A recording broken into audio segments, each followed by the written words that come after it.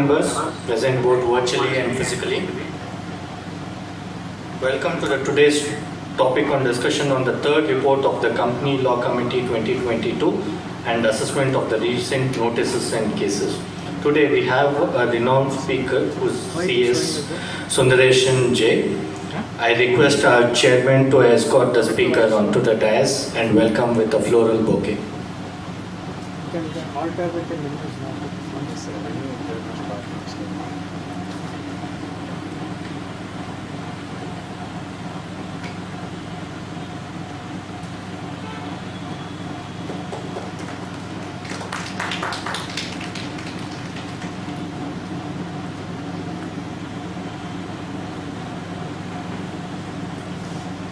Thank you.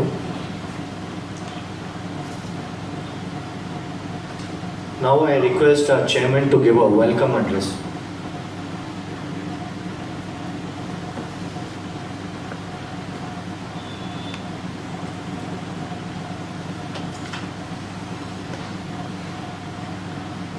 Respected today's speaker CS Sundaresan sir, members present virtually and physically.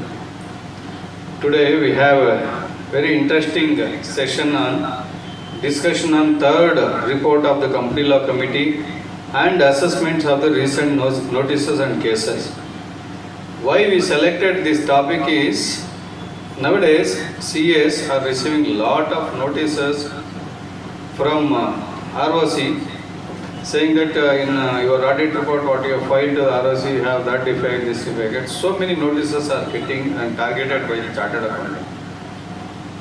Considering that, when we requested Sundaresan sir, please come and address our members so that they will know how to address those notices, he immediately agreed even in his busy schedule.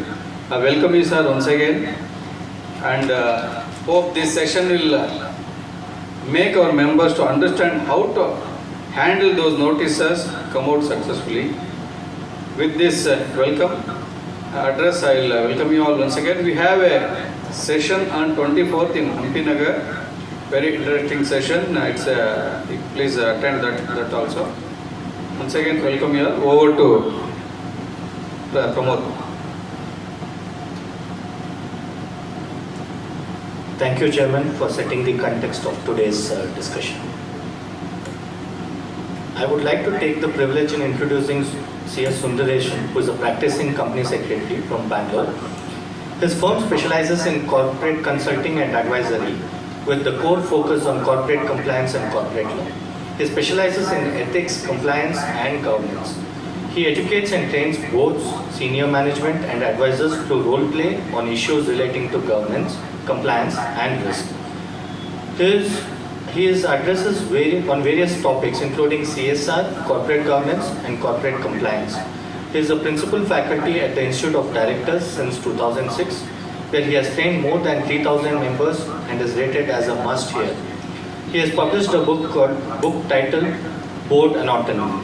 With this brief introduction, now I would like to present to you all CS Sundaresan. The floor is open. Good evening to all of you, and it's a pleasure to be back and speak on topics that are very current and that are affecting the interests of chartered accountants. Srinivas, when he approached me, so he said, what do we speak on? Very important, friends. I mean, of late, have you seen how, regulators are after chartered accountants? I mean, whether it is the GST video or any of the other videos that we have seen, or the notices that we get, there is some disconnect actually between, the service and the satisfaction as far as the regulator is concerned. So I come from, a storytelling background. So I want to start today's session also with a story. And this story is about a chartered accountant who is Saha. This is 2011 case. How to roll this?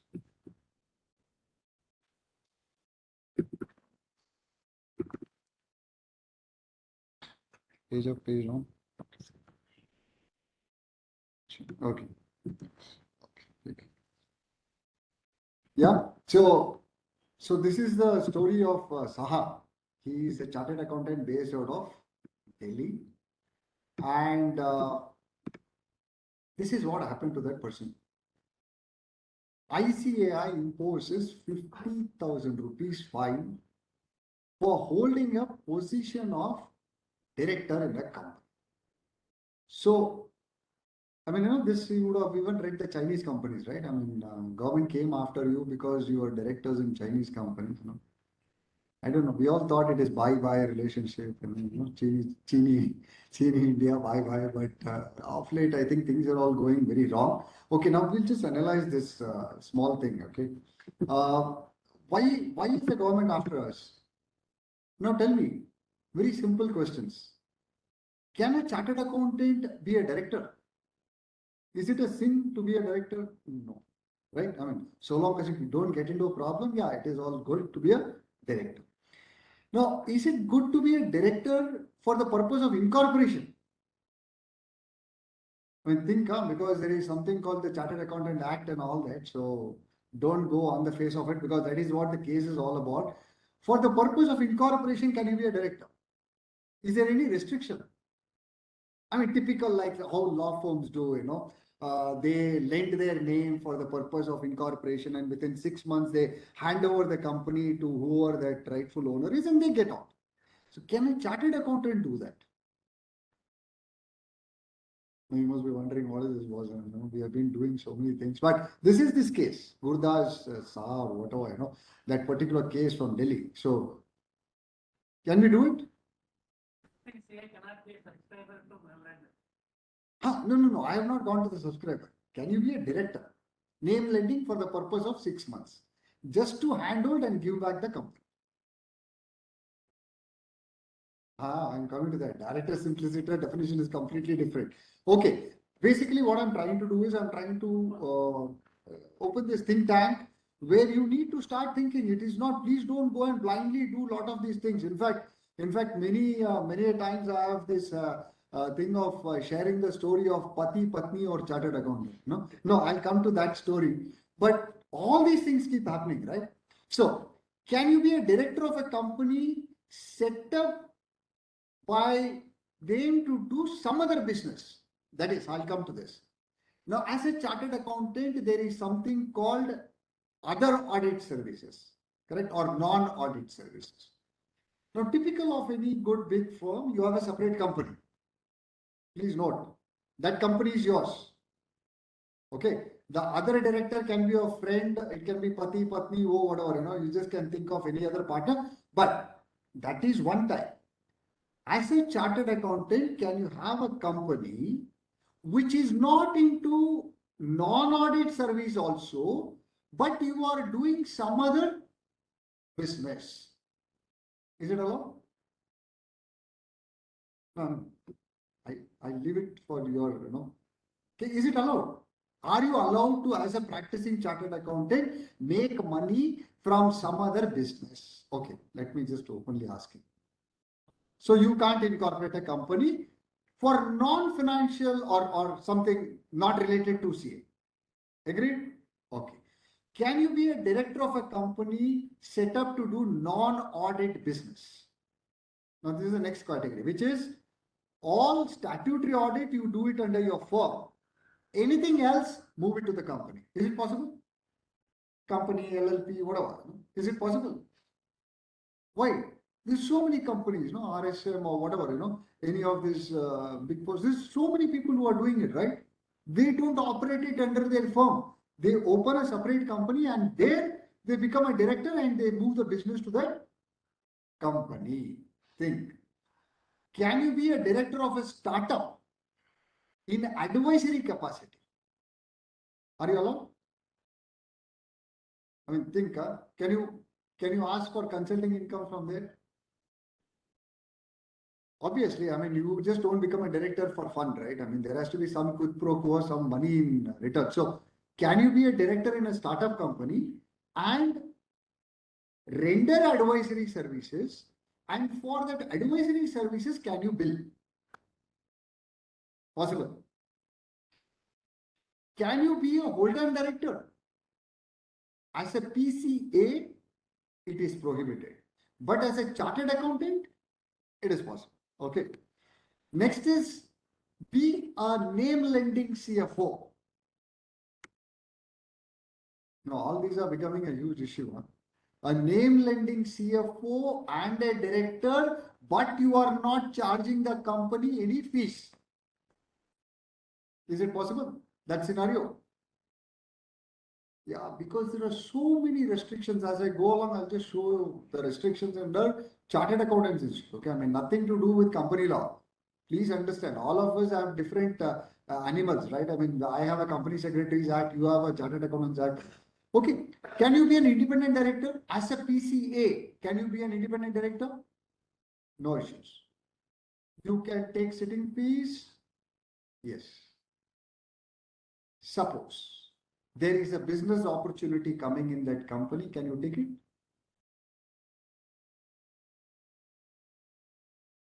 No, why not? I'm just asking. Yeah, Bansi Mehta, there are some big names, right, who are independent directors, and if it comes, why not? But this company law committee has brought in some more restrictions, which is you should understand. Currently, the amount that you raise cannot exceed 10% of your turnover. In this particular proposal, they are planning to bring it down to 5%. So that is why this question I have put it on. Next is be an independent director of a company in which you are auditors. It's banned, or you think there is a cooling period, you can still come back. It's a big no. You cannot. You cannot. Yeah, we'll see. They are amending a lot of these things, trying to amend. Of course, these are all proposals. Clear? Now, please also note there is something which is coming up now. If you are an independent director and you resigned as an independent director, indirectly or directly, you cannot render services to the company in which you are an independent director. That is what is current law. Now the proposal is let go the chartered accountant, allow that firm to still make money out of that company. This is a proposal.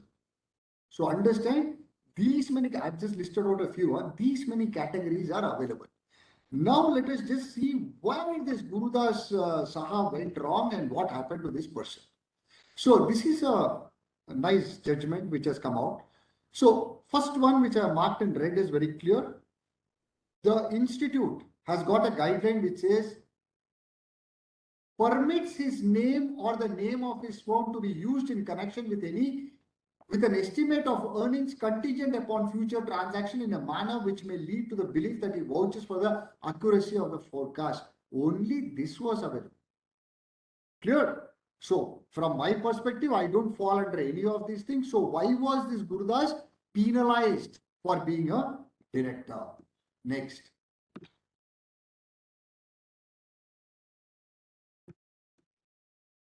Yeah. A chartered accountant in practice shall not engage in any business or occupation other than the profession of accountancy, except with the permission granted in accordance with the.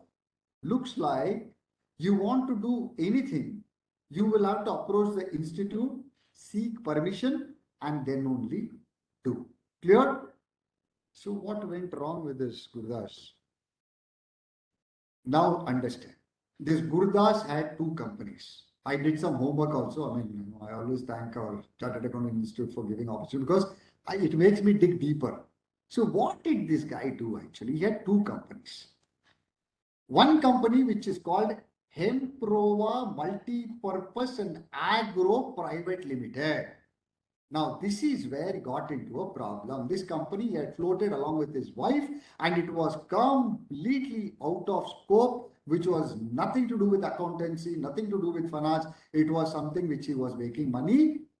I mean, I'm not saying you should not make money, but having a registration as a practicing chartered accountant, you are not supposed to make money. Okay. The second company, and of course, today's status, it shows a strike off. which means the moment this case happened and he was penalized, this guy actually snapped off his that company and he wound up the company. The second company which is still active and which has filed all the financials up to 2021 is Financial Value Added Services. That company is being run by Gurudas along with his friend, and looks like this company is into non-audit services. Clear? So I think from a role as a director, all of you should understand where we are heading to and why the regulators are after you. Okay. Next. So basically the judgment was the disciplinary committee of ICAI reprimanded Mr. Gurdas with a penalty of 50,000 rupees. This is one of the least punishments that you can give from an institute point of view, and that's it. Okay, since they paid the fine, he is still a chartered accountant, continues to make money. Now, my question, my dear friends, is chartered accountant becoming a corporate victim? Think, please think, because whether in employment or whether in practice or whatever, I mean, any of the professions, I'm not saying we are exempt, but since this is for CS, I'm just asking you to ask this question. Are you being made corporate victim? Why am I saying this? Now, please understand, did you cause harm to the regulator? No. Who caused the harm to the regulator? The company. So understand there are three personalities out here. One is company, another is director, another is a chartered accountant. Now, the question that you need to ask is why me? Why me means I'm just representing the fraternity, but I'm just saying, why me? Are we getting the point? Man, please ask this question to yourself, why we are made corporate victims. Now, because the Chinese company thing which has been flashing in the newspapers, I don't know. Why me? It's $1 billion question. There, I think one point learning is, as you rightly said, subscriber. I think the few chartered accountants who got into the role of even subscription model got into a problem, and that is that Chinese company case. Okay, I mean, these are all one-off things which keep happening, but these are all learning for us, and that's why I told you stories. Now, this is a lovely story on administrative lapse. Okay, now what does the story say? Very simple. MCA grants permission to ROC Delhi and Haryana to file complaint against CA and CS. Now, what went wrong with this? Very simple, actually. No? We don't know why we are being hauled up, but okay. This case, auditors signed and uploaded tally printouts as financial statements along with the annual filing forms. Notes to accounts and statement of accounting policies were not attached. So does this give you an answer when we started discussing on why are the regulators issuing notices? Clear? So please understand, many companies we have found blank sheets of paper being uploaded in the form of attachments. So these are all administrative problems, but this case was pertaining to uploading of documents which was not factually correct. Okay, and so I'm just giving you solutions to this. MCS authorized ROC to file complaint, and what happened in this case is very simple. As per Chartered Accountants Act, a chartered accountant in practice shall be deemed to be guilty of professional misconduct if he does not exercise due diligence or is grossly negligent. So even the clause where these people have been booked are given. So that is the reason why it went wrong. And what happened in that case in conclusion is a complaint can be filed to the director discipline if the director is of the opinion that the act falls under the second schedule of all these are not company law. It all pertains to the Chartered Accountants Act. Clear? So these are the solution which has been given, and that is the second case which I have brought it before you. Clear? Yeah. Now from this, the learning is, my dear friends, do you know with whom you are doing business? Now that is one major question which you have to keep asking yourself, because with so many things going wrong, I think we need to be aware. And of course, my favorite story for chartered accountants is Pati Patni or chartered accountant. Simple. This case, I think each one of you should go through in detail. It is Nagappan versus Swarnalata. It is a local ROC, basically NCLT Bangalore case. Simple, my dear friends. Husband Nagappan, wife Swarnalata, chartered accountant helped in the, I will say professional helped in the incorporation of a company. Simple. Now, this is a very critical question that I have posed before you. Nagappan produced all the letters signed by Swarnalata, his wife. This poor professional never questioned the integrity of what those papers are. Simple, huh? Small, simple Satyam case. Okay. And then this person went ahead, incorporated the company, thinking that all the documents are genuine. After the incorporation, in a few months, the wife woke up, Swarnalata. She filed a case saying that I had never given my consent to incorporate this company. Now imagine, this question, what I have put up on the screen is so pertinent, my dear friends. Please, please, please. I mean, I can go on and on with a lot of these stories. So what happened? Very simple. What Swarnalata said is, this Nagappan and myself, we are in the divorce mode. In fact, it should be Pati, Patni or gangster, not like that. So we are on the divorce mode and we are splitting. So I have never met this character. The professional goes and asks Nagappan, how did he get? He says, no. I mean, no, she signed it. Now, between this dispute, what happened to the professional? Disciplinary committee. Straight away, ROC and the NCLT referred the matter to ICAI disciplinary committee. The poor chartered accountant got into huge problems. And first time in the history, I have not heard this, very unique cases are coming out. NCLT ordered that the purpose of incorporation itself was defective, hence company is no longer valid. He just said it's void, and the company went off the records. Clear?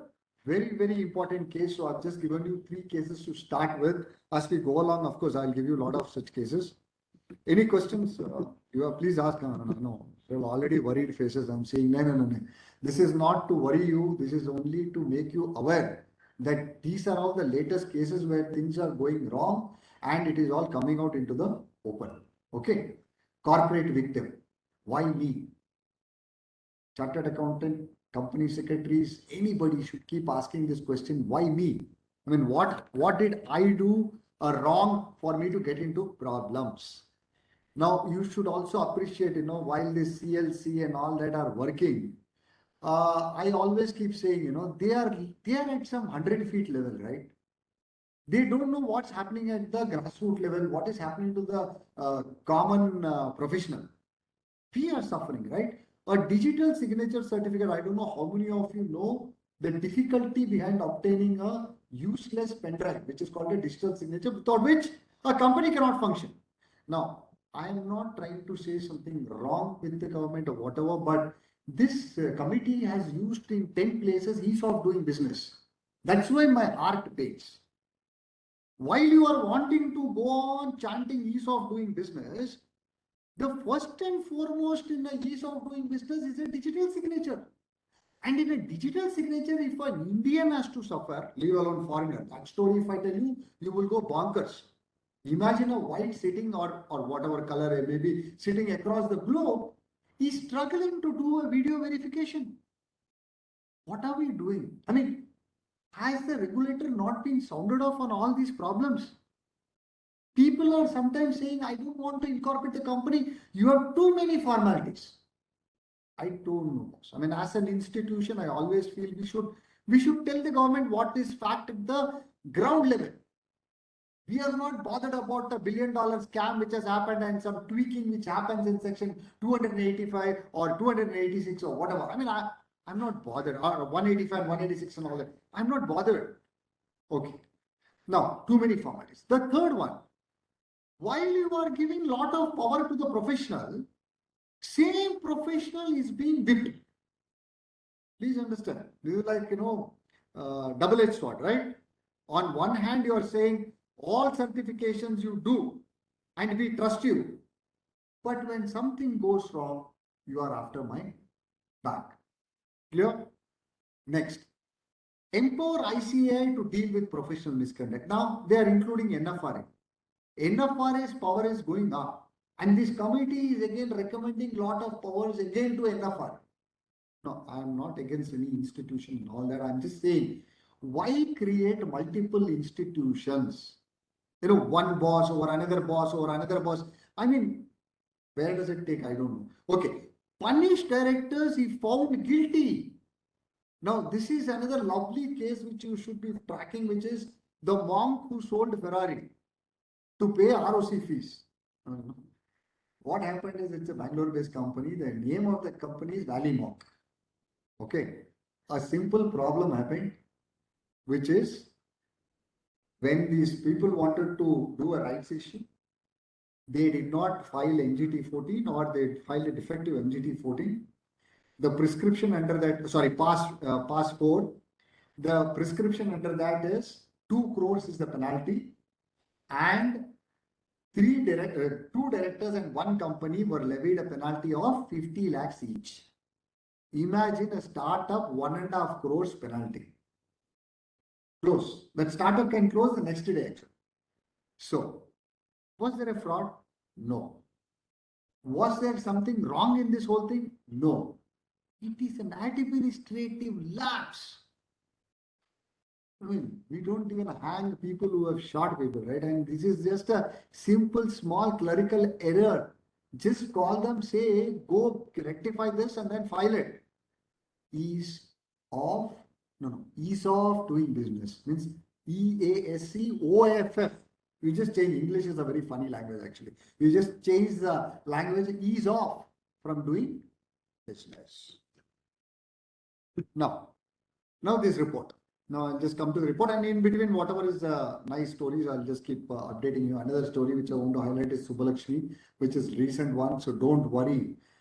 Even if you have not filed any forms, nothing will happen to you. No, I'm not saying that. There's a NCLAT order. I'll discuss that and then you can feel happy and then go home.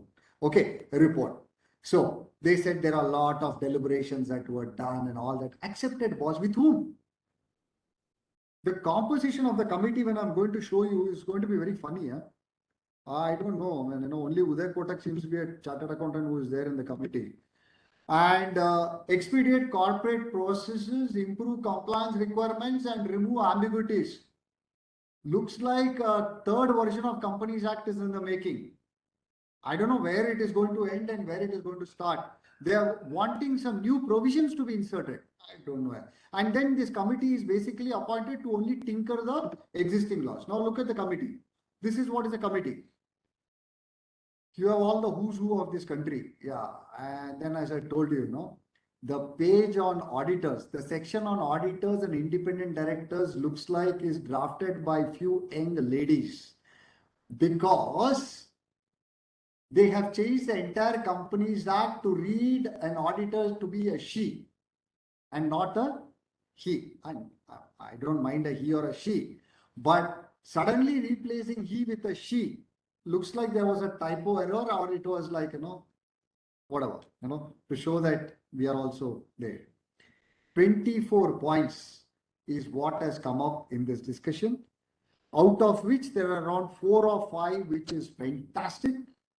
Rest is all given a pass. 4 are pertaining to tinkering in the sense some comma and in and all that, which is of no value. But there are a few which are very, very interesting. Okay. And dear friends, since it is in the draft form, you will find me to be a critic, and I am not supporting things, because end of the day, if you're a critic, you get to learn more.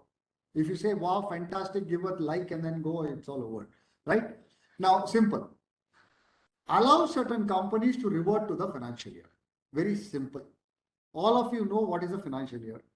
All of you know section 2 subsection 41 deals with financial year. Financial year is March 31st of every year. Where is it said? Where is it said? In the Companies Act. Companies Act, right?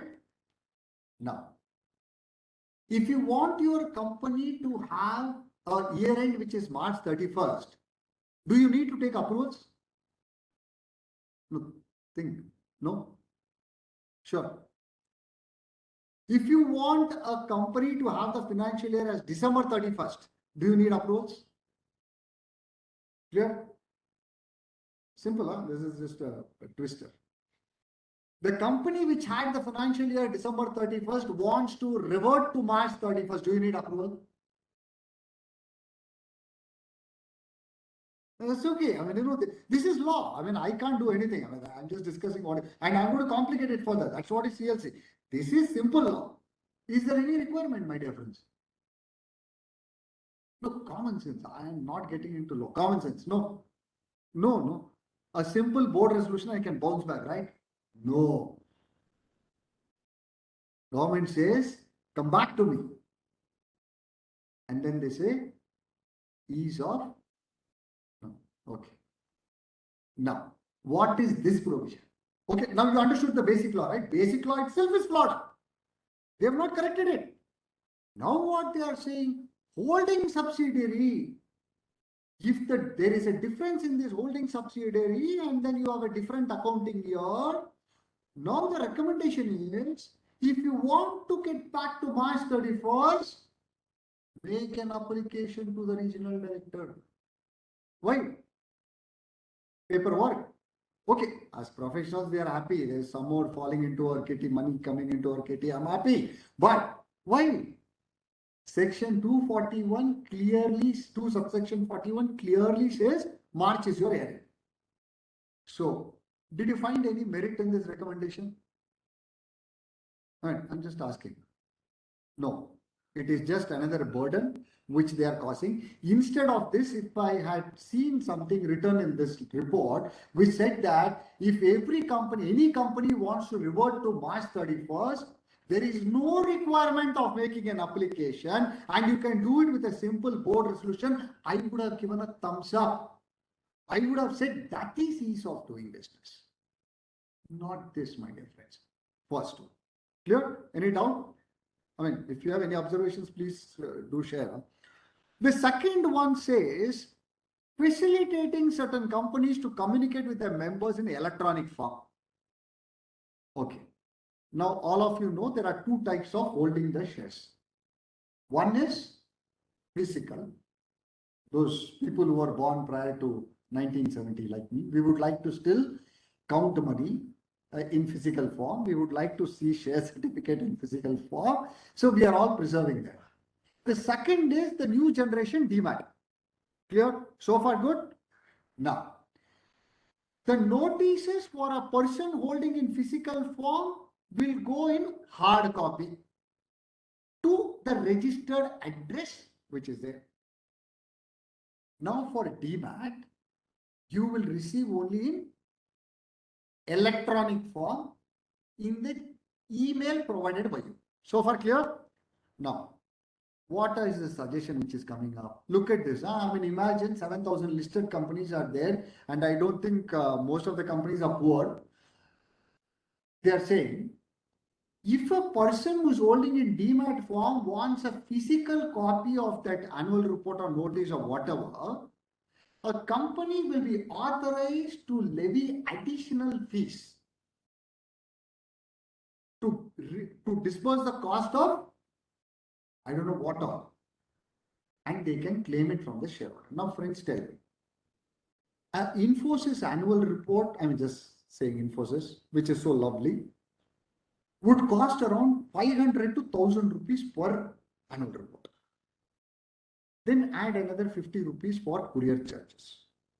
So, are you going to go to the shareholders meeting and you're going to say, every shareholder who is requisitioning an annual report will have to pay me 600 rupees. Look how it is becoming like a Darshini Hotel menu card. Every shareholder who wants only an EGM notice will have to pay the company 200 rupees. For any other 1 page, 2 page, they have to pay me 100 rupees. Is this a mockery of shareholder democracy or governance? I don't know. But this is what is the recommendation. Why? How many shareholders are going to ask? Don't tell me that in Reliance, out of say 1 lakh shareholders, all the people want a hard copy of yours. No, nobody wants. And even if somebody wants, you could still ask for a reimbursement and not make it mandatory by passing it in a shareholders. I mean, I'm just going critical analysis of each of this so that you understand where we are coming from. Otherwise, I could have also said, yeah, thumbs up, very good. Yeah, please charge. I mean, what is this? These are going against the principles of shareholder democracy, governance, or investor relation. Okay. Third one. Recognizing issuance and holding of, my God, this is absolute disaster, friends. I'll tell you what. All of you know what's fractional shares? Yeah. Now imagine, just imagine. Okay, law today says only up to 1 rupee you can bring down the value of your shares. US is doing it, UK is doing it, Singapore is doing it. India should not be far behind this. We should also do it. Okay, copy paste from the West. Okay, it's okay. What have they done?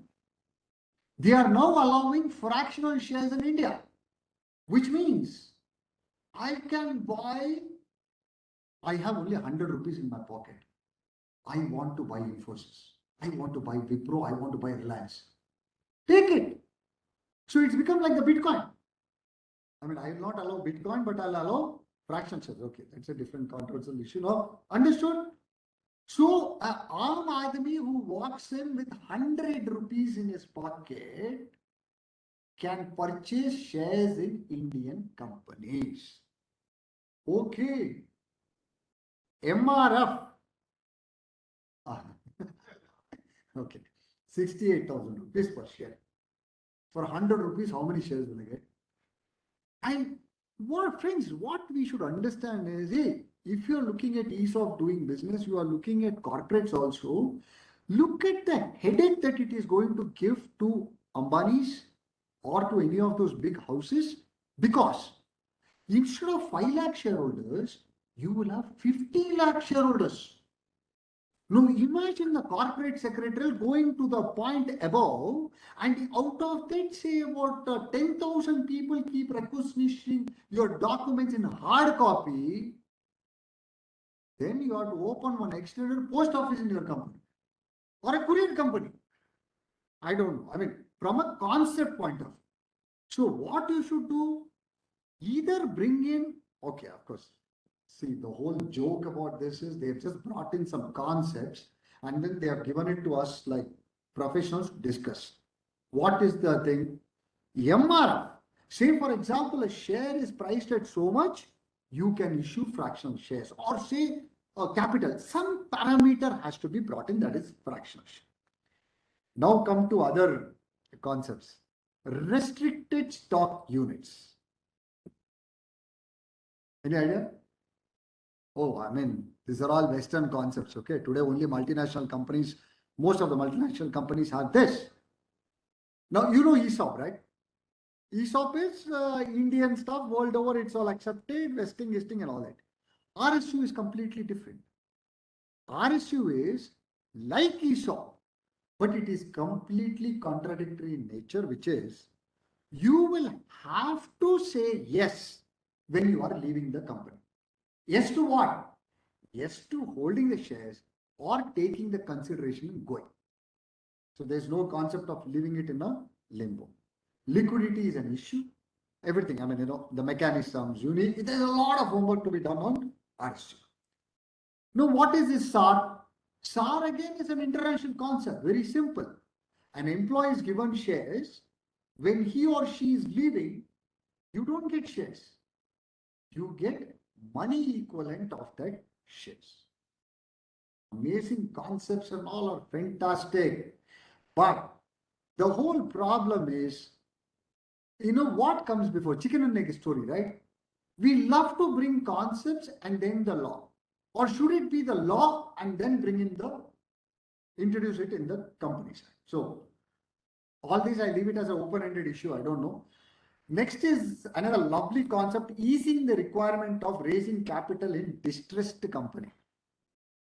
There is no definition of distressed company anywhere. I've done a homework, nothing is available. Stressed asset is there, but distressed company, we know what is distrust actually, or mistrust company, but distressed company, I don't know. Now that's $1 billion question, because what are you going to put under the distressed company? How you are going to coin that concept? Everything is something which you need to look up.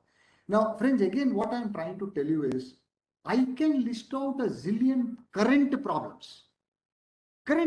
Like, for example, if you exit as a director, there is some two forms, DIR 11 and DIR 12. Aware. Now, while the law has beautifully provided under section 168, how a director can exit on their own. Now they are bringing it for KMPs, under this, I'm just coming to that.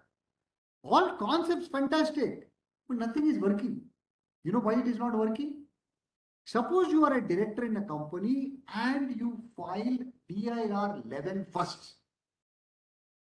Then, even though you file DIR 12 later on, your name continues to be in the record and it is not going. It is half a glitch, right? Now, why do I care? 8 years over. And regulators are still grappling how to do it. I mean, most of them are not done it. Classic case is Jet Airways. Please go and check Jet Airways. The two independent directors who filed DIR 11 when they have to run out, it's a case of a sinking ship. And then today, if you go and find those two people, Ashok Chawla and Sharad Sharma, both of them are available on the website as directors. Are you getting the point? I cannot get out. So what is the use of bringing a form? So all those things first you should resolve, than bringing in all these new concepts. Okay, I mean, it's good for our discussion. We are getting to learn something new, fantastic. I mean, when it becomes law, then we will come back and then see what it is. Yeah. So distressed company, the concept itself is not there. They are going to bring in, and how to bring in, how to raise capital. Yeah, everything is fantastic, but how? Now, again, I'll tell you, distressed companies. There was a company, I'm not naming the person, 400 crores was the public issue. The richest man's brother, he went for an IPO without a company. Now, what is that company? No, there's shell company, dormant company. We have discussed so many companies. So here is a company which never started business, but went for an IPO for 400 crores. Think, if that is the case of that promoter, what can happen to the distressed companies?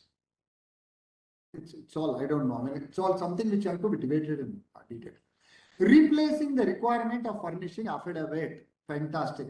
Pass. I have nothing to say, because this is the real ease of doing business. Okay. I mean, the only person who lost some business is the notary. That's okay. I mean, few hundred rupees here and there, but that's okay. So they have done away with the stamp paper and the notary.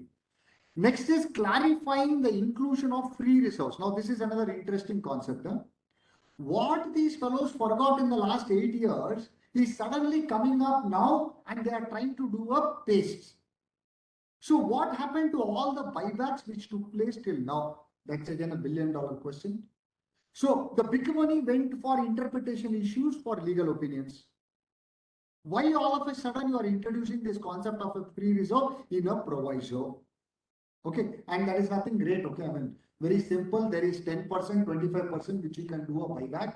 And what is this 10%, 25%? Very simple. This is the amount that you can extract from your capital and free reserves, is what is the regulation which talks about. I think it's 68 if I'm right. Yeah, subsection 2 is what this whole clause is about. And then in the proviso, they forgot to add the word reserve. Now they are including the word reserve. Next.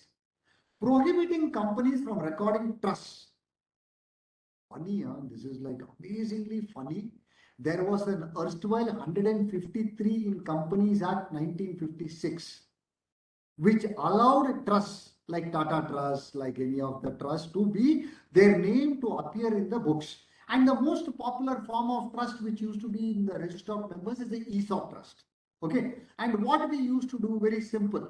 We will put the name of one trustee and then say trustee, comma, ESOP trust. This is how we used to record. Now, 8 years, that is not even there in Companies Act 2013. So how did those trusts enter their names in the register of companies for the last 8 years? Now this committee is recommending, saying that, hey guys, you have missed out something. Please include it in the Companies Act. That's okay. Next, allowing companies to hold general meeting in virtual, physical, hybrid. Clear? Now I'll tell you some of the issues pertaining to the shareholder democracy. Most of the companies now are opting for virtual, which is virtually there is no meeting. So I mean, virtually there is meeting run by the chairperson. Question answer. Somebody is raising their hand. They have to continue to raise their hand till they are heard. And then when the vote of thanks is over, then they say, oh, no, there is a hand going up. Okay, please take it offline and then you write a letter, we will reply to you. I mean, I'm just saying some of the incidents which are happening today in the modern world of virtual. Physical gone.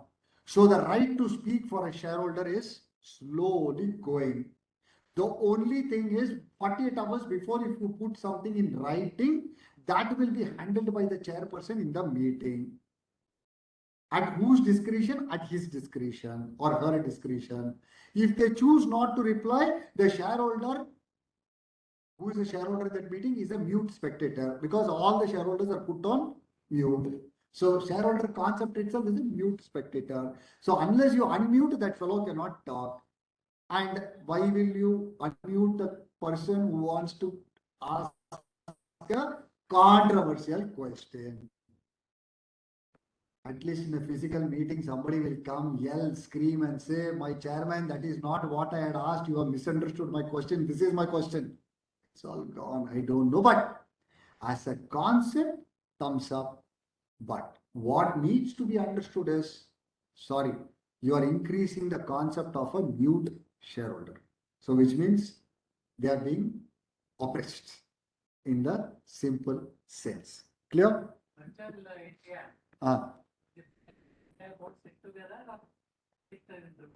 See, it depends on the age group of the directors. I'm sorry. If the age is 70 plus, nobody comes to the board meeting.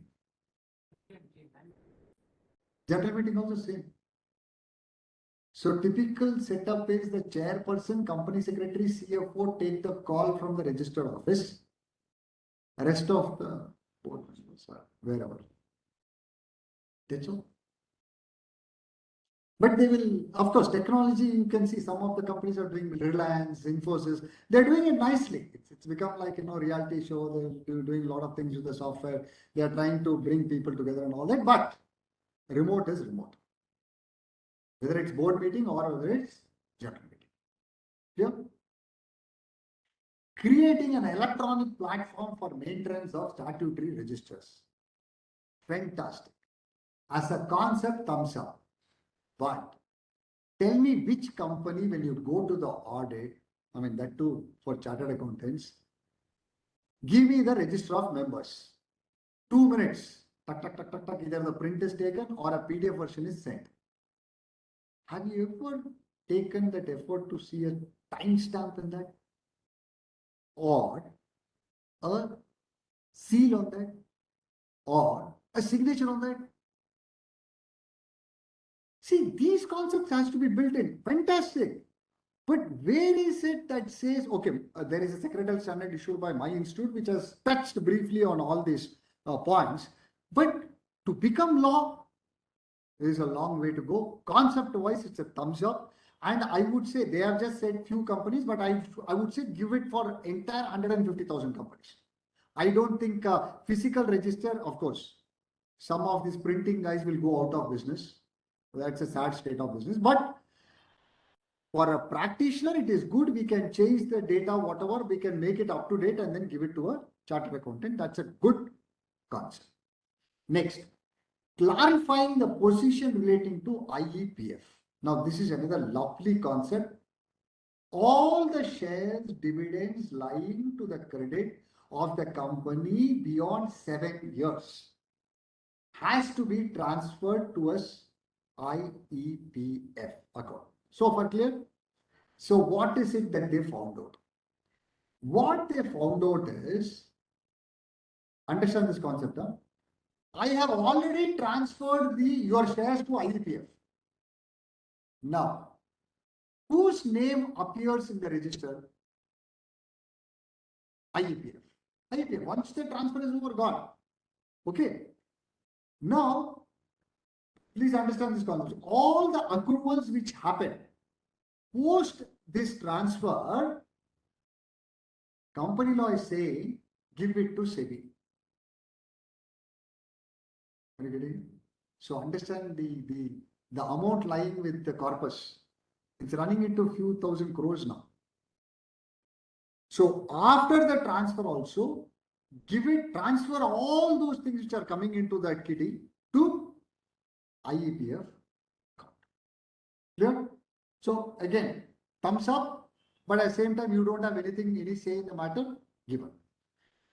Next is strengthening the NFRA. Now here is where I want to go to that slide and explain to you what it is. One is NFRA wants funds. I mean, that is, I'm not saying that is being prescribed there. So how to raise funds and how to give power to the chairperson. These two I'm not even getting into it. It is an administrative related issue. Now they are also seeking power to punish a chartered accountant. Now as it is, there is. I mean, the landmark judgment of ILFS is what you need to go and check on. I mean, the one that I have read so far, which is fantastic on pertaining to NFRA, is ILFS case, and how they punish the chartered accountants is what is available as of now.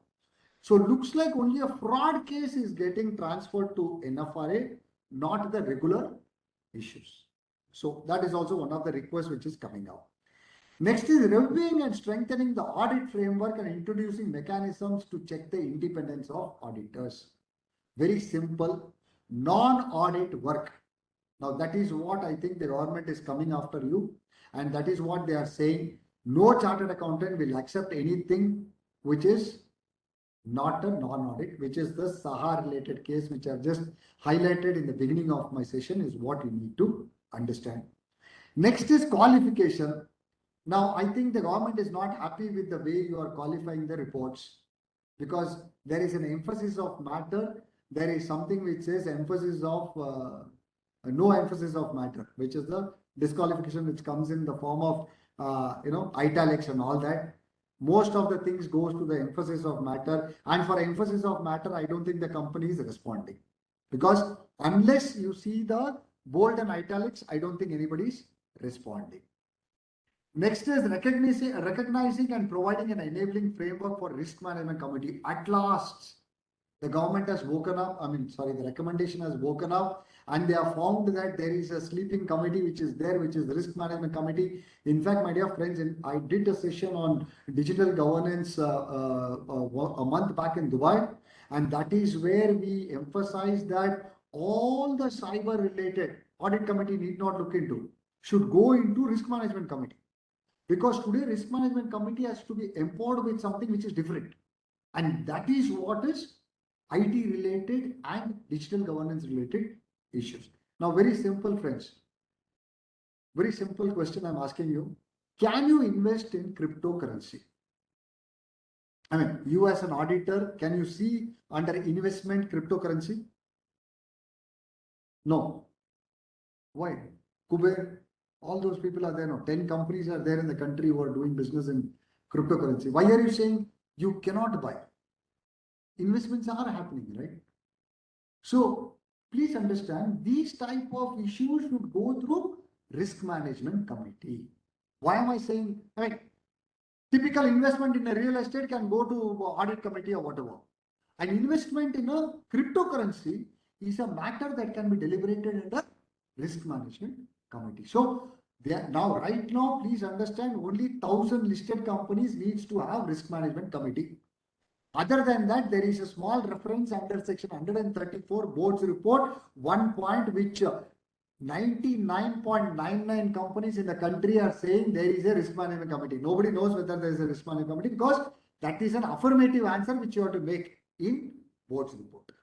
Now they are extending, this thing is extended to all companies. Okay, next.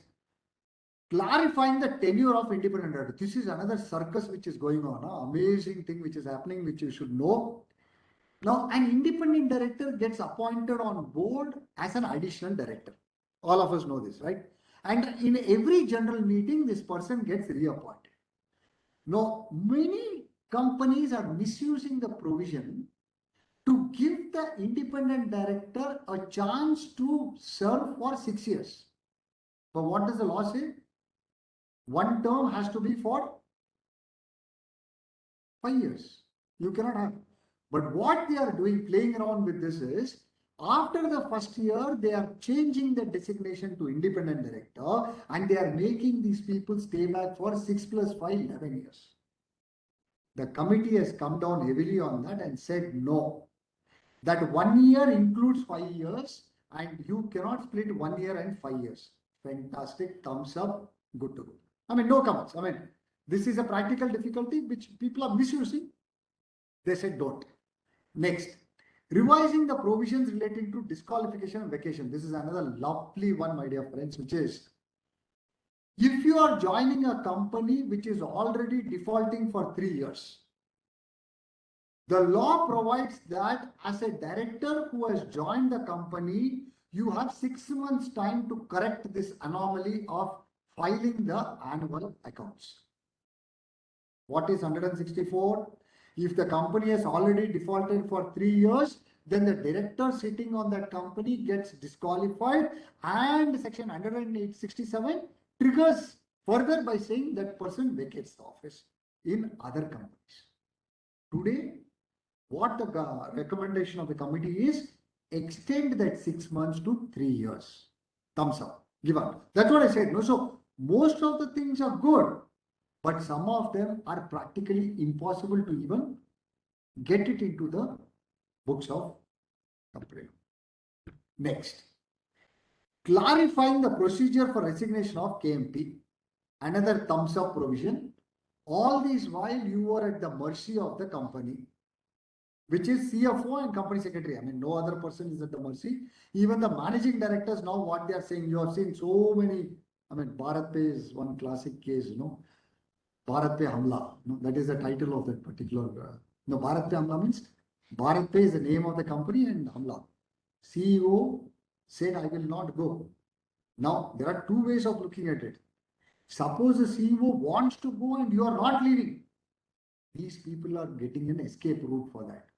So for CEO, CFO and CS, like DIR 11, there is a form which is under preparation where if the company does not file your resignation, you can file the resignation and go within 30 days. That's why it's a thumbs up. Again, another good provision which is good for the professionals. 252 subsection 51. Yeah. CEO, full-time director, managing director, CFO, company secretary. As of now. So these are the 5 characters who are sitting there as KMP. Clear? And please note, this question keeps coming in every CA, this thing. A CFO by designation is not a KMP. A CFO by board resolution only is a KMP. Understood? So if you flash your visiting card saying you are a CFO, you do not worry. Unless it's backed by a board resolution, you don't become a KMP and you are not liable to be prosecuted. Yeah. Next. The next one is, clarifying the procedure. Yeah. Strengthening the provisions relating to mergers and amalgamation. Great. There are 4 in that. 2 are very simple. They want to increase the bench. I mean, including the chair and table, you can increase. I don't have a problem. Increase the bench. That is most wanted today because mergers are not getting that importance because merger, once upon a time, Karnataka High Court, we could tell the client 3 months. Worst case scenario within 6 months. Today, wait till the order comes. So I don't know when it will. So Oh, so much has to be done on ease of doing business on that front, and that too, more emphasis is given to IBC.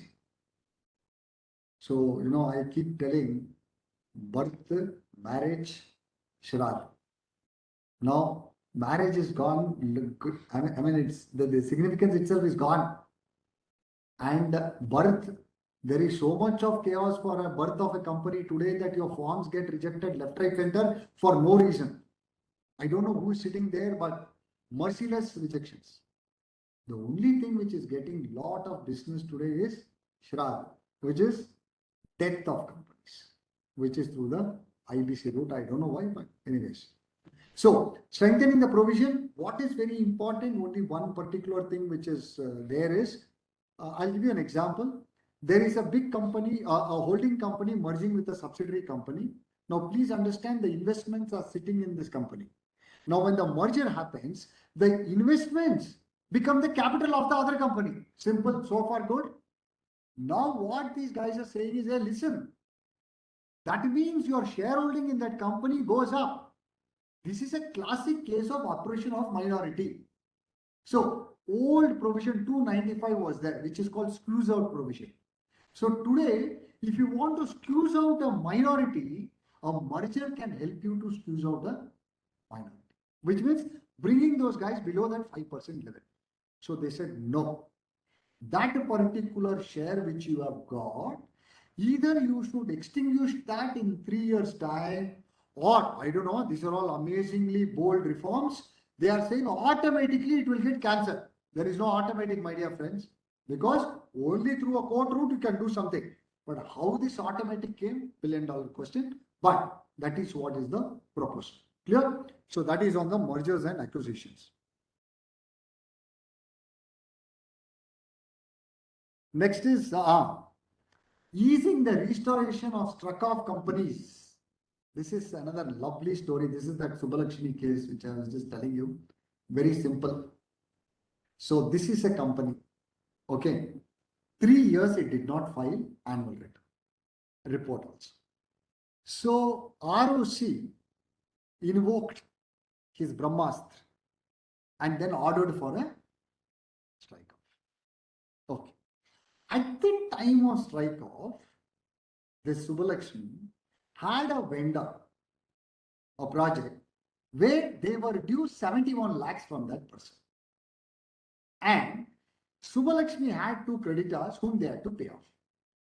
Got the picture? Got the picture? So even after 4 years, what happened is this, when ROC declared, these people straight away went to NC.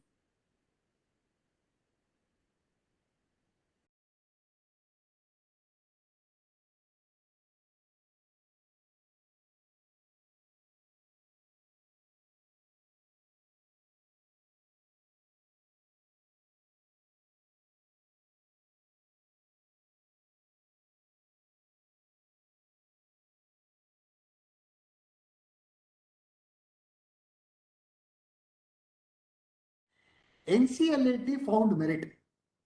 They said, no, no, no, no, no. Only if the company is there, they will get the 71 lakhs. So there is no way you guys can go ahead and strike off. ROC thing and NCLT thing reversed. Only thing, only stricture that they put is, listen, I'm giving you 3 months. Ensure that you file the financials and your company is back with you. Clear? This is a lovely defense case which is available. Take it. Now, what is the suggestion? Nice.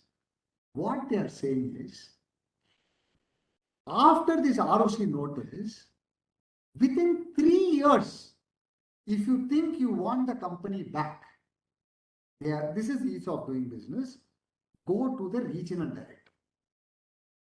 Fantastic. Between 3 years and 20 years, if you still want the company, come to NCLT. Again, a thumbs up. That's why I'm saying the entire thing is not gone. Most of them are like thumbs up because that has to come in place. Clear? So this is pertaining to the strike off. I have given you 2 things. One is the duration under the CLC. Another is a live case, which is Subbalakshmi case. which is how you can bring the company back to life. Okay, next. Recognizing special purpose acquisition companies which are incorporated, thumbs up. Because that's the need of the hour, because a lot of these people want to take over a lot of this stressed asset. Next is prohibiting the conversion of cooperative societies. Now, this is another good eye-opener for you. What they are saying is, Companies Act should not allow the cooperative societies to be converted. I think they're a small disconnect, because Reserve Bank of India is what is governing this. But with lot of these cooperative societies scam, they have started quickly converting. So these people don't want that route to go through. So they are stalling it. What they are saying is, keep the cooperative society, incorporate a separate company, put your asset in the private company, but the cooperative society should continue to survive. Technical issue. So I'm not getting into details. It's a neutral one. I'm not voting for or against. Yeah. Next is modernizing enforcement, given, well, which is the e-filing, e-hearing and all that. Strengthening incorporation and so on so of Nidhi company. They've just added a few points here and there. That's it. Removing ambiguities. That's what I said, commas, ifs, buts and all that from the Companies Act. And that's what it is. So I have just given you a very short synopsis of what it is, what is up and what is available. Now I'll just pause. Any questions, please ask. Next, I'll go to the other case. Any doubts?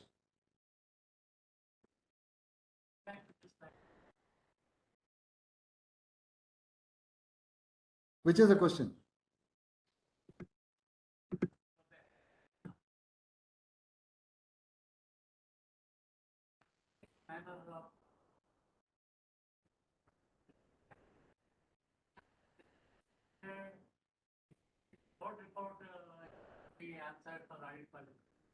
Right now, yes. What all that they see is, if you see an italics or something in bold, you have to give justification in the board's report. Current scenario. Now, I'll go to that slide and tell you what these guys are planning. They are planning how you should dispose the qualification itself.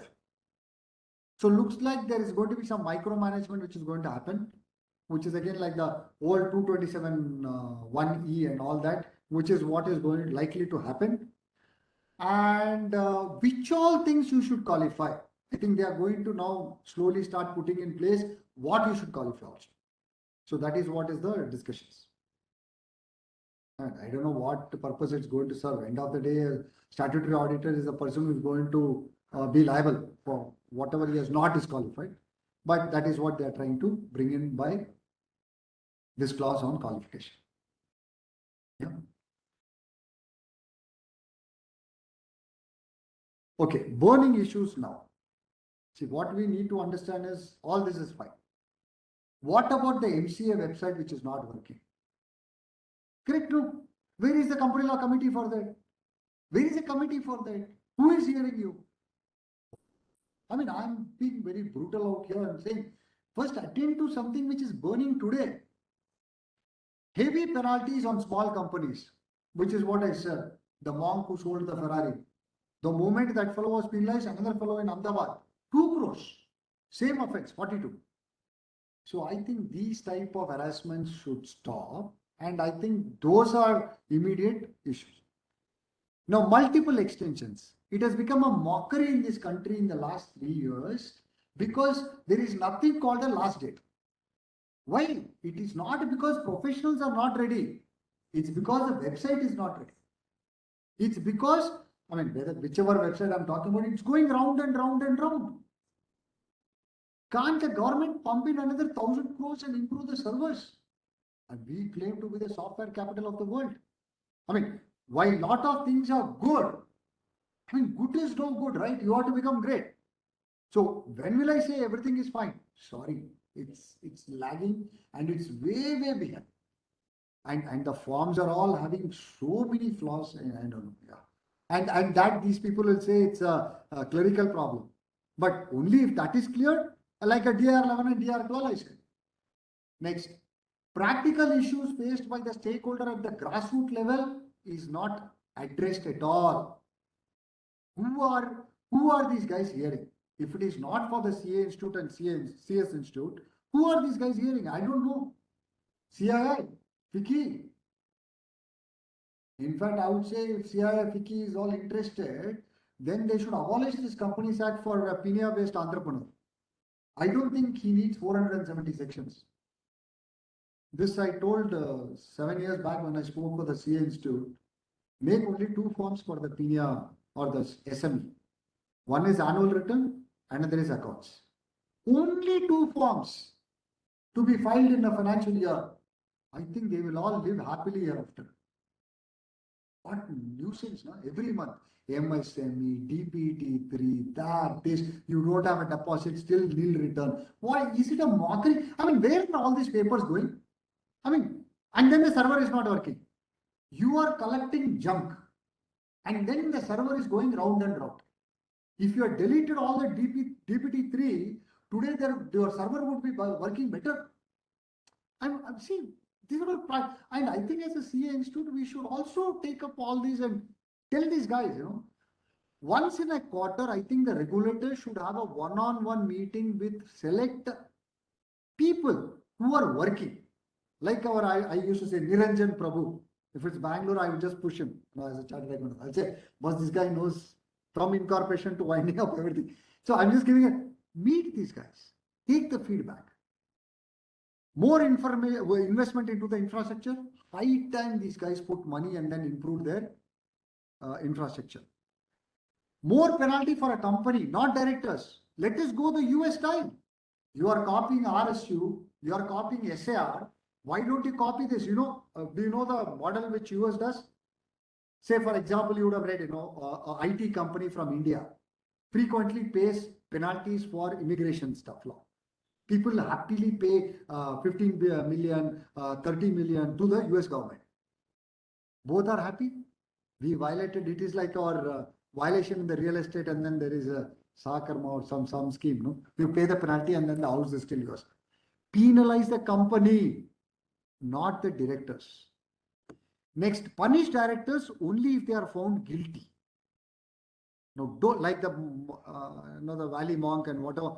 No, it's a clerical error. Next is open issues. Now this DSC related issues. I have been telling for a long time, for even a 2 rupee swipe in the airport launch, don't you get an SMS within 30 seconds? I'm talking about a 2 rupee swipe in the airport launch. Why should the regulator not make it mandatory to send an SMS to the director whenever they use a DSC? For that matter, every professional should get a SMS. How difficult is that? You have my email ID, you have my phone. Long way to go. I think, this is not done. Surrender of DIN. Do you know the difficulty of a director who has not even used the DIN, who has used the DIN only once, but he wants to quit the profession? They don't want to get into boards. Today there is nothing. There is only a DIR file, which means only after a person dies, the DIN can be surrendered. Sad state. DIR 11, DIR 12, I told you what the problem is. Then there is another funny provision. If an independent director is not available in a listed company, that company cannot function. Why? Promoters cannot run the company. No, these are all practical problems. Imagine Videocon, SR, Jet Airways. Today, many companies, directors want to run away. They're all filing DIR 11, suo moto, and they want to get out of boards. Now, let them go. There is no replacement that we are finding, but we need to run the company. We need to do the compliance. And then SEBI, so funny on this, I don't know. These regulators are so funny. They know that the company is dysfunctional. They will send a notice, cyclo-style notice every 3 months saying, your company has not complied. Are Baba, I don't have a board. How can I comply? There's so much to think, I'll tell you so much. So that's what I'm saying. So you need to first resolve all my current problems. Rejection of incorporation, that's what I said. Whether it's LLP or whether it is companies, there is suddenly some documents which are rejected and then gone. No reason, nothing. Okay. Now, this is the most funny incident I'll tell you. Multinational companies, which are so many in this country, are asking, why should I conduct 4 board meetings? We are asking them to tell lies, right? I mean, because your law says 4 board meetings in a year, stupid, it is not even required. All that a multinational company or an SME requires is 1 board meeting, which is to consider the financial accounts of the company. That's all. Rest 3 board meetings, we are all lying. Correct, no? Do away with that provision. I mean, why complicate and call it ease of doing business and all that? Transfer of shares. Now, this is another big problem which is happening today. I mean, I just wanted to bring it to your notice in company law, which is, don't feel happy that your non-residents have filed a FCTRS with Reserve Bank. Approvals are not coming. But this is again a chicken and egg story. 56 requires board approval for a transfer, and the board to transfer should really look into the approval of FCTRS before entering the name of the new shareholder. Sorry, I will give you a classic case. One of my companies, they got the approval after 11 years. How many years? 11 years. One, bankers don't understand law. Femato, I'm sorry, not all bankers, most bankers. They don't know where money is coming from. They don't know what is a secondary bank. They don't know how to issue a FCTRS. Now, so what is happening today, I'm telling you. So what is the board doing? After this remittances, we are saying go to the banker, lodge this FCTRS, get a round stamp of the bank, submit it to the board. Based on that acknowledgement, transfers are happening. But rejections are happening from RBI. Rejections are happening from authorized dealer. There's chaos. No harmonization between RBI and company law. And of course, one more, which is my favorite, is website disclosure. A mockery in company law, right? Website, comma, if any. Now, if there is no website, where will I put the annual return? Give me an answer. No, I mean, the regulator has to give me an answer. A company is too small to have a website. But law says I have to put the annual return in a website. Whose website should I put? Clear? Point number 2. Many multinational companies don't have their India website. It's only a global website. Which website should I upload my annual filings? I can go on and on. Which is a board which is there but cannot work. Public company has 3 promoters, listed company. Can this company work? The day the last independent director leaves your company, it's all over, game over. This is what I told you, DR11 problem. So nobody is waiting for you to release them. They release themselves. You are only violating provisions of... No. You are only violating a provision in law, which you can compound.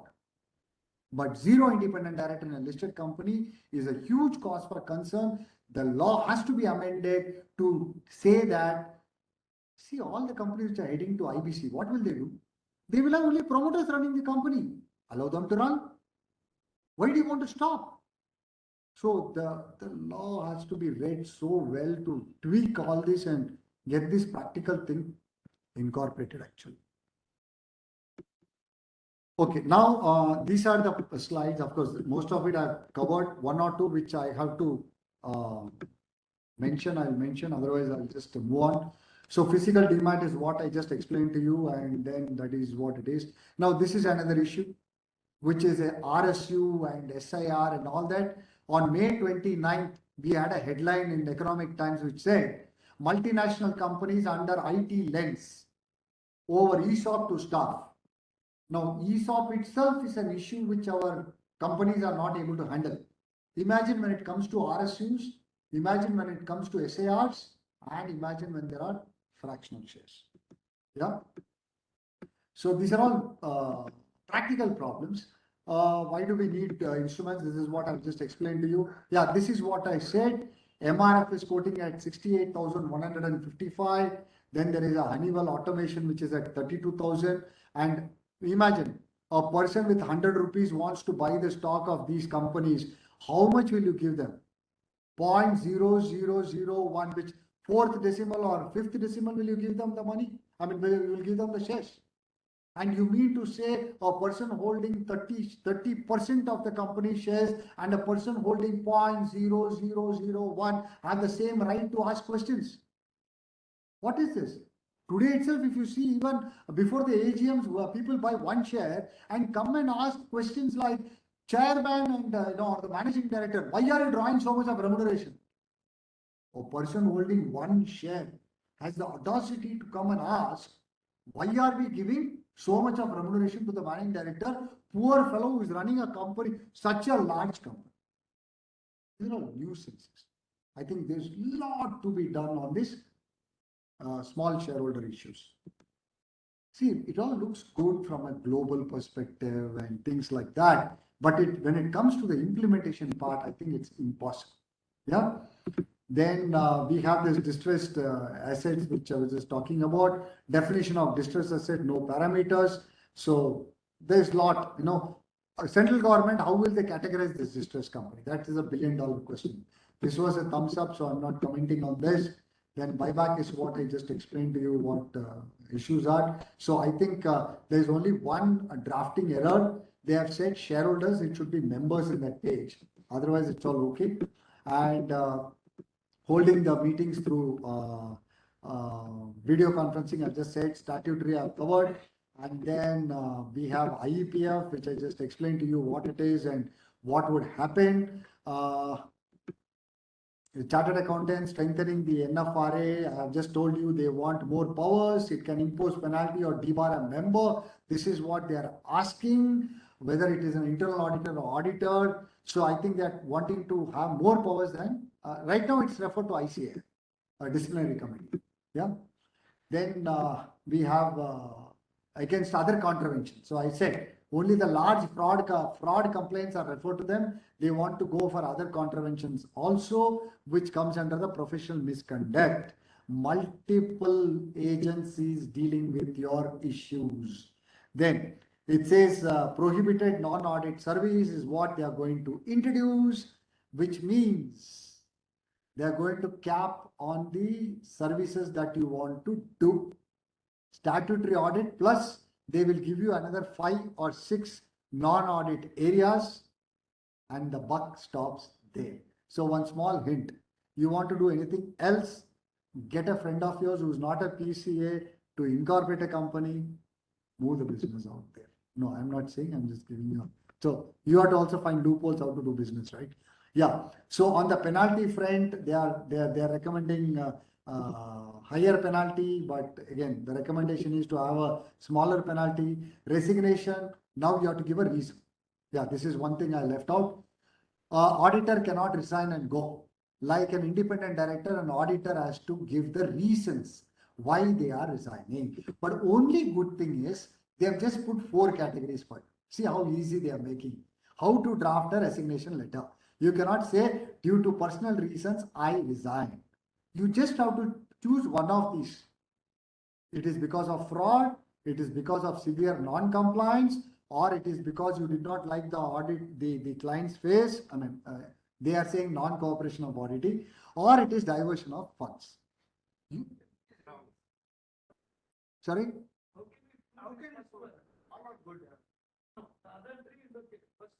You send 2 emails to the client has not responded, the client is not responding, they're cooperating. That's all. Take a printout of that 2 emails, keep it in your file, just go for it. Whatever question they ask, they are not wanted to do the audit. So we cannot resign. As of now, that is why I said maybe, I do not like the face of the client. That reason is not available here. So you'll have to think of something innovative to press the escape button. But it's a valid point actually. What if I don't want? Yeah, so in the recommendation we have to make saying that, yeah, fees is an issue. Number two, non-cooperation. Actually, I've seen in one of the cases, the client refused to give documents. Auditor had to stay back because that fellow will not release the auditor. It is like, giving you a tight hug and saying, I will not release you. What will you do? How will you? There is a removal of auditor, but the reverse is not available for you. So you cannot press the escape button. Yeah, yeah, but reason. See, this is a loose drafting, no, with only 4 provisions. You cannot. Any other. So that any other should be something like, as he said, yeah, client is not cooperating. So you need to get out. So, but what you need to remember is what they're proposing is reasons for resignation. No longer this personal reason will hold good. Actually, in a way, it is good because the incoming auditor there's a word of caution what that person is getting into. So it's a good one. Yeah. Yeah, this is another one which I missed. Oh, this is getting a little too much actually. The subsidiaries accounts also the holding company auditor should look into. Now, there they have not said with fees or without fees. So, if it is with fees, I don't have a problem. But without fees for charity's sake, for the sake of governance and all that, no. Why will I take ownership of the auditor of a subsidiary? Just because I'm an auditor of a holding company. I think somewhere there is a huge disjoint is what I felt, which is overloading the auditor with too much of responsibility. One concept which is emerging good one is they are going to prescribe a turnover limit and then recommend a joint audit. That is a good one. Again, these two auditors should see eye to eye. Then would it be 2 big fours or can a mid-size Indian firm and big four do the audit? These are all relationship issues which are coming up. I don't know, but it's a move is good. Yeah. And punishment, of course, they keep prescribing different punishments and all that. So 50,000 is what they are recommending. That is what I said. Auditor of the holding company should be empowered to independently verify the accounts or part of accounts of any subsidiary company. Forensic audit, yeah, this is a good one. This is again a learning from Bharat Pay. Please track that story, very good story actually, where I think EY or somebody was appointed as a forensic audit, and that happens in most of the startups now.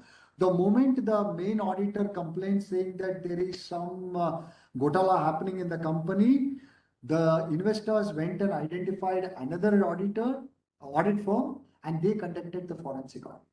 Now, the outcome of the forensic audit has not come out in the papers, but the result is the promoters lost heavily. They lost their position, and I think a clawback also was imposed where they lost 100 crores of whatever that notional valuation in that company was, is what Bharat Pay. Please track. That's a good case for forensic audit. Only when there's a fraud, generally they order for forensic audit. Yeah. So standardizing the qualification, this is what our friend had asked. So they are going to introduce a format for auditors that will enable them to state the impact of every qualification or adverse remarks. So looks like there is going to be a micromanaging which is going to happen. But I also understand the guidance note of our institute takes care of all this. I think the guidance note of CA Institute invariably comes out with some brilliant ones actually. So they cover many things which are not prescribed under law. So if you look at it, the governance level is a little higher actually. The board members, this is what I said, risk management committee, I went into full details and I told you what it is. What we are recommending is every company with a turnover of 100 crores, irrespective of private, public or whatever, should have a risk management committee. I mean, it is not for namesake that you mentioned in the board's report. I think it should be there. Yeah. Clarifying the tenure, this is what I said, the escape route of additional director, which is now they are planning to plug it, and they are going to make that 5 years inclusive of that 1 year, which these guys were doing. And then I have just highlighted one portion, which is in she. So looks like the chapter on auditors and chapter on directors were drafted by Charlie's Angels. So everywhere they have replaced he with she. Okay. Provides for a cooling off pay. Now this is another lovely one which is coming up, which I will just explain to you, which I just missed. So this consulting firm you understood. So you are an auditor, I mean you are a chartered accountant, you are an independent director, you are a firm. So like Bansi Mehta or whatever. So you are making money. The current provision said, if you quit as independent director, your firm cannot also start earn. Now they are saying if the director quits, the firm can still continue to earn money, which is a good one. Yeah. Again, 5% is a very stricter stuff which they are bringing in. This disqualification is what I told you, from 6 months they are extending it to 3 years, which is a very good recommendation from our perspective. Nominee directors will not be liable for any violation, which is a very good one, which they are making it explicit in law. Then you have cooling off period before auditors become directors. That's why I asked you. So the answer is yes. But all that they are saying is, see, I think it was Sundaram Finance or somewhere where the auditor resigned and became the whole-time director. Now, what they are trying to say is you can, but you should give a cooling off. A partner of an audit firm, if they want to become a managing director of that company, has to give a cooling off period of 1 year. You cannot quit as partner and join the next day as the whole-time director in the company. So there is no prohibition, but a cooling off period is what they are suggesting. Then, can an independent director switch roles and become a managing director? That also they are saying yes now. Basically, current provision is that they shall not be appointed. Now, what they are saying is give it a cooling period of 1 year, and then that is also possible. So switching of roles is now getting recommended. Auditors, independent directors want to switch roles. Now, independent director, typically what happens is a person who is there for 5 years and who is very active. Actually, when the CEO of the company quits, looks like that person is more capable succession planning person than recruiting from outside. So that's what, I mean, I don't know. I mean, this is all becoming very funny actually, but it's okay. It's all opportunities. So manner of resignation of KMP, I just told you, very simple. They are bringing in a form which you can suo moto go and resign. This is the case I told you, Subbalakshmi colonizers versus ROC. Very, very important, where you can bring the company back to life even after a strike off. Okay. Then we have,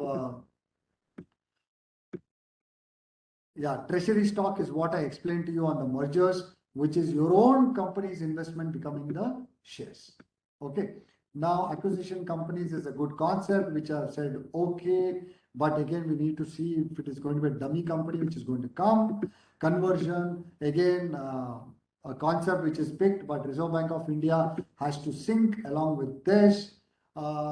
Basically, that's what I'm saying, which is this is governed by the Reserve Bank of India, and it is not something to be controlled by company law. Okay, the rest of it I told you are all simple changes which have been brought in. And then now I'll give you that very, very important, which Srinivas told me, the notices that you are receiving and how to protect yourself from the notices. This is a very good one. I have given you scenarios also in this. Okay. The most popular notice that you are getting is from ROCs accounts. Now, where is the escape gateway? Okay. Now, there are multiple scenarios here. I'll just give you the background. A company has conducted the AGM on 30th September, but has not filed the accounts. What happens? And the second scenario is company has not conducted the AGM. Two scenarios. Okay. Now, for the first, company has not conducted the AGM, penalty is under 99. You don't have any choice but to go and compound. But if you have not filed the accounts, it's only a fine. So I'll tell you how the escape route also happens. Clear? And if you have not filed the annual return, it is a fine. Okay. Where am I coming from? Very simple. You understood, no? What is the whole scenario about?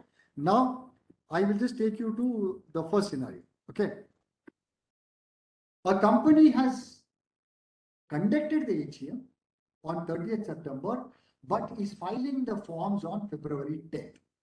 So your question is, do I have to go and do some adjudication or do I have to pay some rent? Answer is, if you have filed that form, you don't have to. Now, where am I coming from? Very simple. I am invoking the provisions of 450, you can note on 454(3). 454 subsection 3. What it says, till you don't file the forms is only the time when ROC can ask you why you have not filed. Now the loophole in this is, the moment you get an ROC notice, if you are able to file these forms within 30 days, no need to go and compound. Are you getting the point? After receiving the ROC notice, you don't file the forms. That's where you get into simple scenario. So, I mean, any doubt, please ask. I mean, this is fairly simple. So, I've just split it into for scenario number 1. So, in case the company receives notice from ROC, what I'm saying is take cover under the provisions of 454(3), go ahead, file the forms, no penalty can be imposed. Simple. Next. The company has conducted the AGM on 30th September and they have not filed the forms. So what I'm saying, wait for the ROC to issue a notice. First notice, they cannot strike off immediately. First they'll give notice. The moment you get the notice, within 30 days, go ahead and file. No problem. They cannot do. Scenario number 3, AGM on that date, and then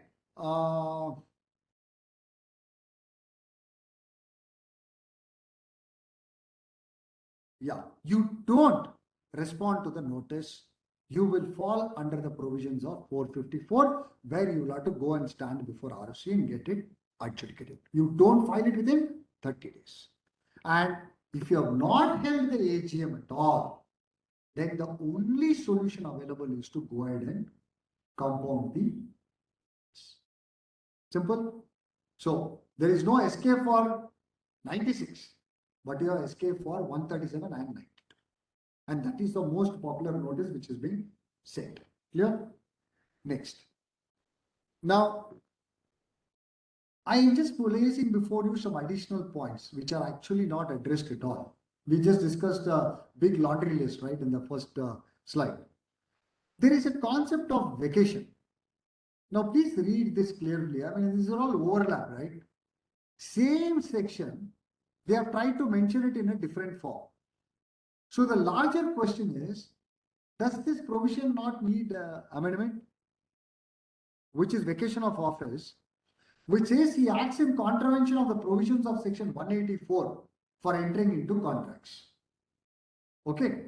Second one, he fails to disclose his interest in any contract or arrangement under 184. So what is the difference between these two? To the best of my knowledge, no. But a very normal interpretation would be MVP 1. So D would represent MVP 1 and C would represent not raising your hand inside the boardroom. Clear? So when you are interested, you are supposed to go and just say I am interested and you will not vacate the. This is the popular ICICI Chanda Kochar case. Clear? So this is the case law which comes up where when you are interested directly or indirectly, you did not go to the board, raise your hand and then say, I am interested. The next one which is of concern is this first directors. These are all redundant. Actually, if you really look at section 150, 51, 52, 53, 54, unnecessarily these are all numbers. To the best of my knowledge, there are at least 3 sections which can be deleted. So high time that the entire Companies Act goes for a revamp. That is what is my take from the CLC point of view. I think we are not focusing on the current problems. We are bringing in additional problems for us to grapple with is what I feel, and of course, This is another one which is unnecessarily sitting, which is the board meeting thing which I told you. But from my take, the board meeting, I would say there is no requirement for a 4 board meeting. Only 1 board meeting is required. Rest everything can be passed by way of a circular resolution for a SME and a MSM. I'm not saying please make it universal for all the companies. Yeah. And of course, the shorter notice. This is another huge problem, right? Where there is no independent director, what happens to the shorter notice? Okay.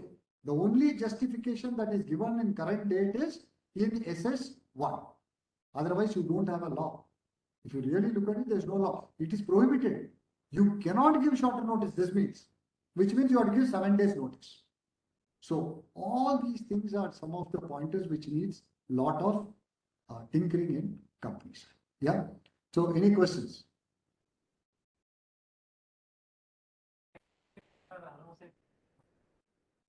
See, basically they wait for this 3 years. 3 years. But the notice that he's saying of late, what is happening is every year there is an auto-generated report which they get. Based on that, there is an auto-generated notice that you get. It goes to the director's mail address, if you have seen. Hey, you have not filed the financials of the company. So this is what is very important. The moment you get that notice, go ahead and file it. Otherwise, you will fall under. So when he said, how do you react? The reaction is very simple. Are you getting it? ROC need not send the love letter personally. It's all becoming auto-generated. So the moment the notice comes, please go and react or file it. Within that it is, yeah, that is section 454. If you don't file, then you get into the, then you may get into the adjudication if he wants to. This is all again ease of doing business, right? I mean, I have not heard any case where, you're not filed after 30 days and then 45th day you are summoned to the office. It's not happening, but it can happen. That's what it is. Then the fee is big. Yeah, any other question?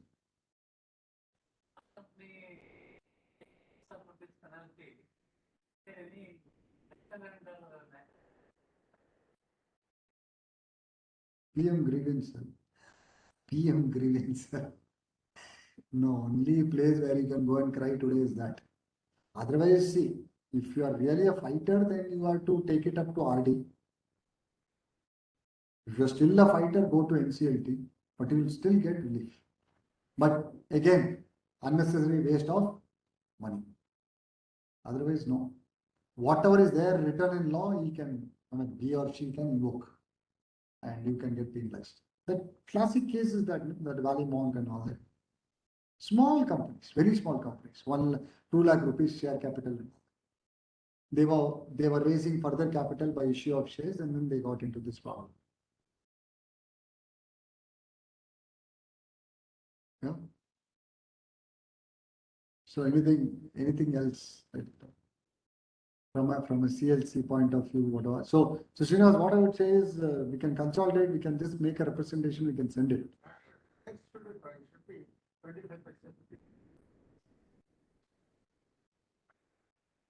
But today the concept they are looking at is the reverse, like the cryptocurrency. You have 1,000 rupees and you want to buy a cryptocurrency, yeah, you will get 0.00000, I don't know which digit it is, but you will still own a crypto. But what we are not understanding is that is a fungible form of trading, which does not have color, nothing, you don't have anything, you just are given a value. Here it is not like that. So we need to figure out how it will happen, and that's why I put up those 5 big companies whose share value was so big. How are you going to manage? So it will all be papers actually. So basically a statement will come from your depository participant and then they will just show you that so many digits of shares. Because if you have invested in this mutual fund and all that, they're all based on some index, right? Same way it will get reflected. That's what I feel. Mechanism, I don't know how these guys are going to figure out. But US, there is something called a cent and then penny and all those shares are all there. That's a separate category which is there. I mean, would that concept come in? I mean, there's a section which does not allow you to go below 1 rupee. So first of all, you have to amend the law and then bring in this provision of fractional shares and all that.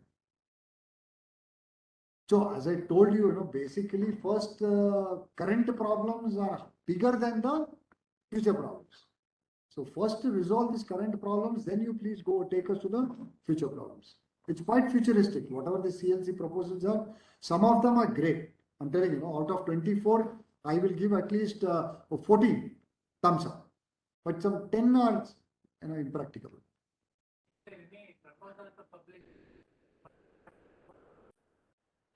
No, that's a private document. No?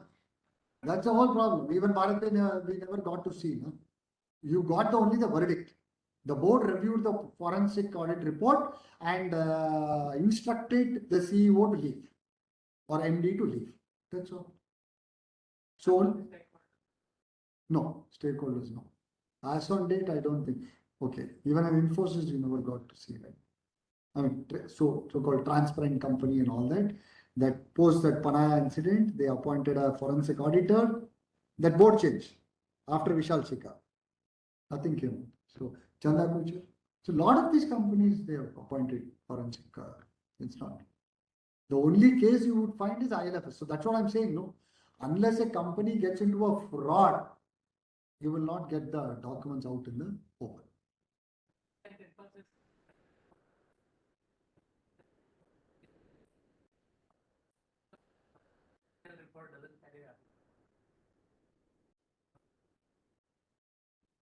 Okay.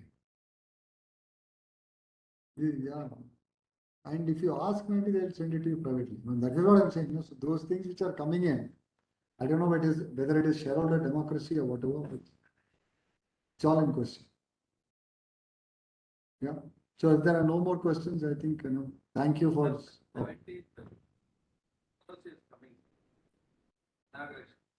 Okay, don't tell him I told you all this. Yeah. Yeah, I know that other conference, right? 17th and 18th. Yeah. So on 18th, I'm speaking on penalty day. So that's a different one altogether. Yeah. And what I have done in that is penalty from I've split the character of CA into CFO, accountant, director, director finance, like that. So I'm categorizing the penalty designation. And then we are just trying to analyze. That's how it is. Yeah. No issues. Yeah. So thank you all so much for the patient listening. Oh, actually, chat box. Sorry. There's nothing. Yeah, I'm just. Yeah. No, we don't have. Okay.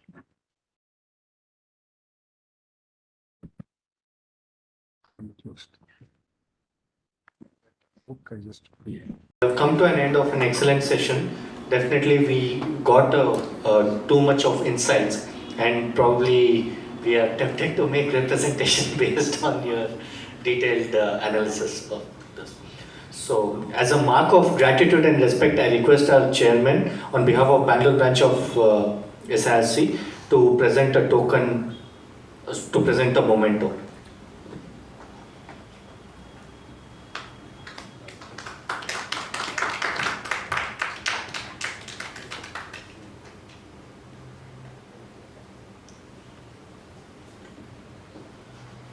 So if you wanted to just...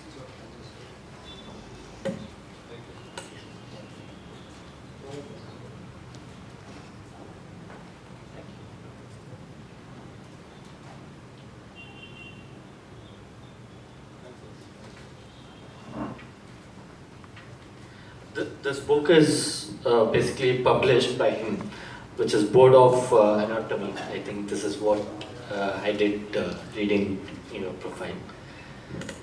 Thank you, members. Thank you for making it convenient to attend this section and actively participating. We look forward for more such cooperation. Also, I would like to remind everyone on the 17th and 18th conference, where we have Mr. Gurraj Acharya also coming. So, no, in fact, the program has been structured very well. yeah, I think this recommendation should be taken and members should come in large numbers. Of course, we would like to see members who are present virtually also forward in the branch premises. So definitely do make it convenient to attend this session. Thank you everyone. Signing off. Good night.